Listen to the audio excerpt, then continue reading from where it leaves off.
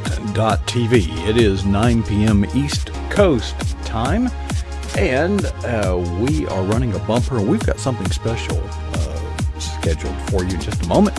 And bumper runs, we are recording and we are streaming, so let's count it down to Studio 9.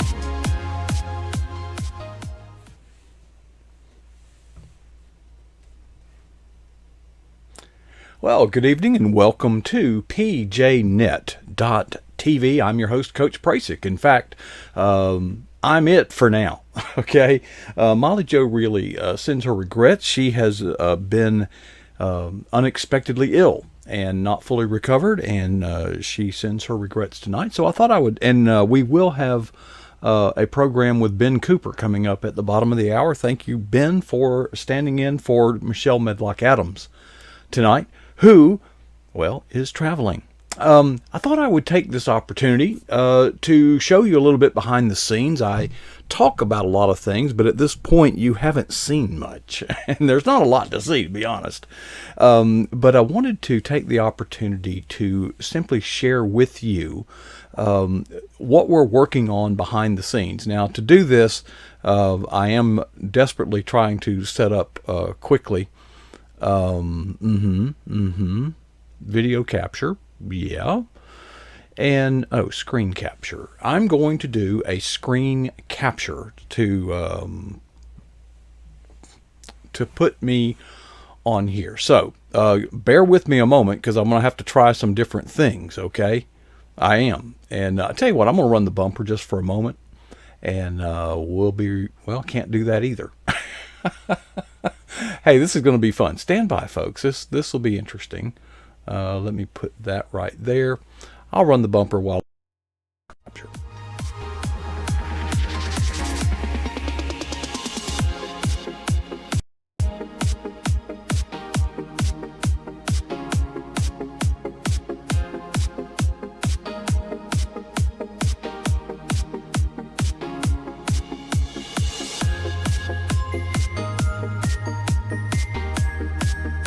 Okay, so it's not monitor 1, maybe it's monitor 2. Not monitor 0, that's for sure. There we are. Okay, folks. Hey, this is the software that is used to make 3D animation. It's called Blender, and it is an open source free software, but it rivals and is competitive with the professional products for which you would expect to pay thousands. Literally. I did a lot of research in selecting that software. I am not normally very driven to free products, but this is one of those rare exceptions out in the market. And so what I wanted to do is show you some things that we're working on, and a lot of these are very simple, in fact primitive projects that we're using to just to gain some skill. So let me try to open a recent project, and this one is called For the Love of Emma. Okay, and so what you see there is, I've asked several, I'll repeat it. If you are a published author and have you're part of the PJNet team, you've appeared on our program, or you're a regular contributor, whatever, please send me your cover. Not the cover, the spine, and the back of your work. So, okay, so what is so special about this? Well, I don't know how well you can see any of this. I do want to make sure that we are streaming because I'm not seeing it in the chat room, to tell you the truth. Let me see where we're at. Okay, it says that we are streaming live and have you're part of the PJNet team, appeared on our program, or you're a regular way. Okay, well, I don't know why that we're not able to be in the chat room for some reason. But nonetheless, let me take a little quick break here again, and I will be back in just a moment.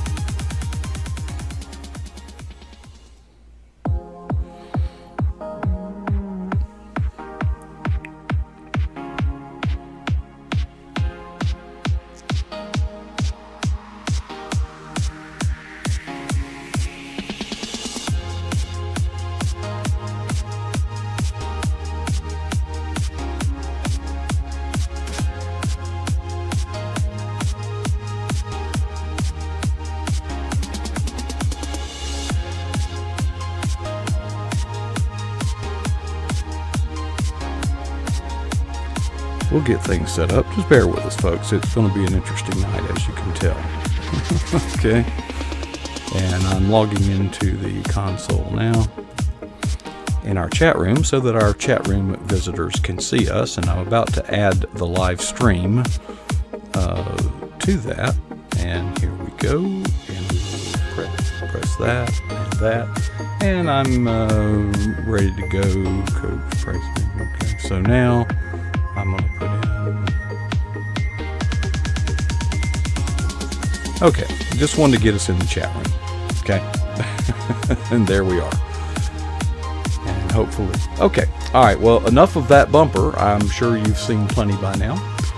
And so I think we are in the chat room. I'm trying.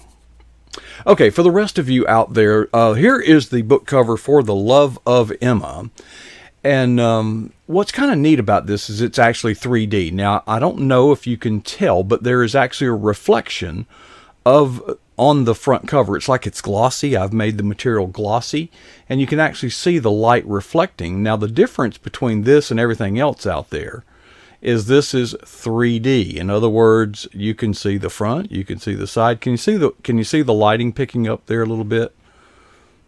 Okay, so we're asking published authors, if you've appeared on pjnet.tv, to please send us that artwork front and back.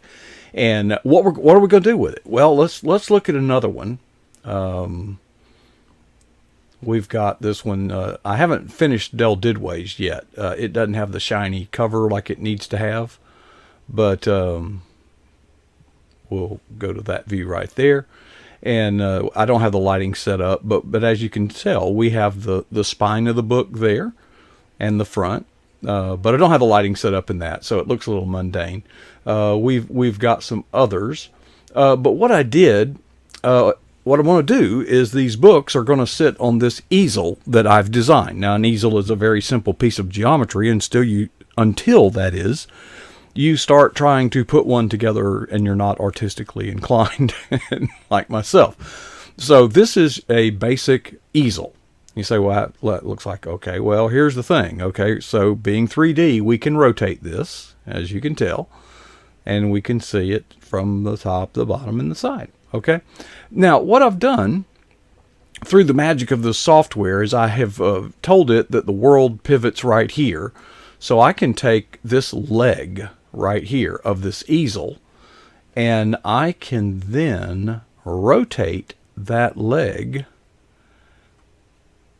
and fold up the easel. See how that works? Isn't that cool? So what am I doing? Well, let me bail out of that project, and I'll show you one. And this one is really messed up. I mean, it's very much a work in progress. But I have recreated this easel in a little bit different environment. There, we'll put it that way. Okay, now this easel looks like the other one. It's pretty much a copy and does the same thing. You can take this leg right here and you can move it, and it pivots. In fact, let me try to put it in the pivot point that it needs to be at. Something like that. Okay. But this one's got some features. Now, it's going to be hard for me to demonstrate it because I'm not fully, but you'll notice there's some little lines drawn in here. The idea is that this will transform. So I'm going to select this piece right here, and I'm going to move it up and over, out of the way. Then I'm going to try my best to rotate it like that. And let me kind of move the environment over a little bit, and like that. Okay, rotation. Okay, so now guess what? There's another corresponding piece over here, and the idea, of course, is that I will in when we actually get done with this thing, I'll have this thing kind of transform itself. Yeah, that needs to go way over the top. It'll kind of transform itself, and in real time, it'll unfold in front of your very eyes, so to speak. And so I can place that there and then kind of rotate this thing down. Whoops, like that. And like that. And okay, well, that's not very impressive, is it? But see, hopefully you will see that I can kind of put that there. Then when I do this in real time, I'm going to take this piece right here and notice that when all is done correctly, it should marry up with the other piece, kind of like that. Bring it down. You get the idea, folks, that this easel will magically transform and assemble itself in real time in front of the screen. Now I got to get these legs to fold. Now, here's what's kind of neat. And I'm struggling with this. I'd really love your input later on tonight. After midnight, please. I have a session with my tutor until 10 p.m. or until midnight tonight. That easel looks a lot like, well, an airplane, doesn't it? Kind of like a delta-winged airplane. Oh, there was something I wanted to show you before I left, okay? This is so cool. Bear with me, folks. This is very spontaneous and impromptu, okay?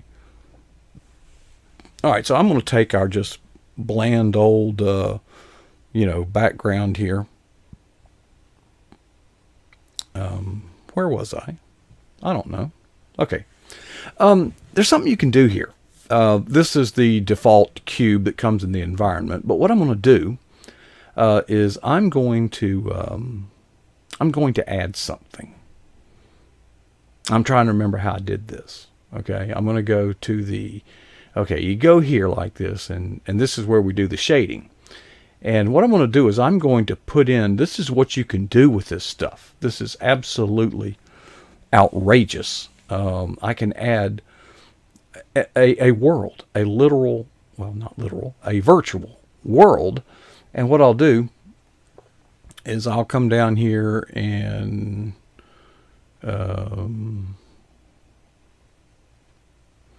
got to find it. Sorry, but whoops. Nope.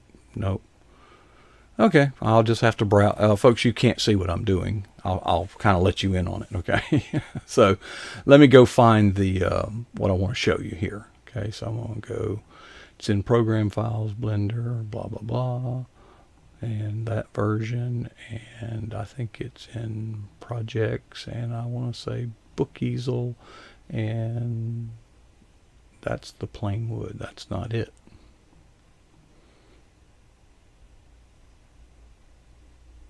So it's somewhere else. Let me find it for you. Materials. Nope, not there either. Hope you're having fun.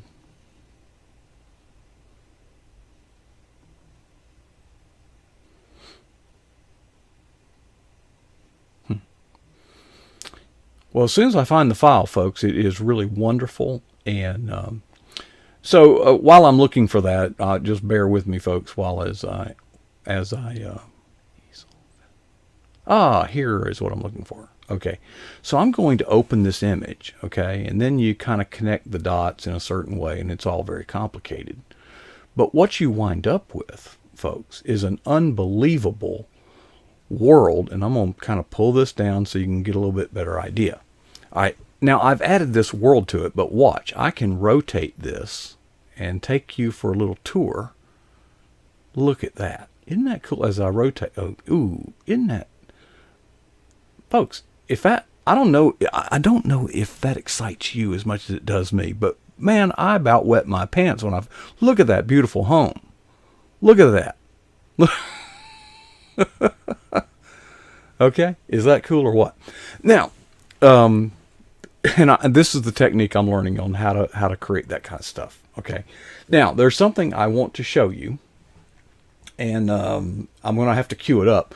But let me show you just what you can do. Now, keep in mind what a book easel, I thought it kind of looks like a plane. It kind of looks like a plane, doesn't it? An aeroplane. So let me see if I can pull up.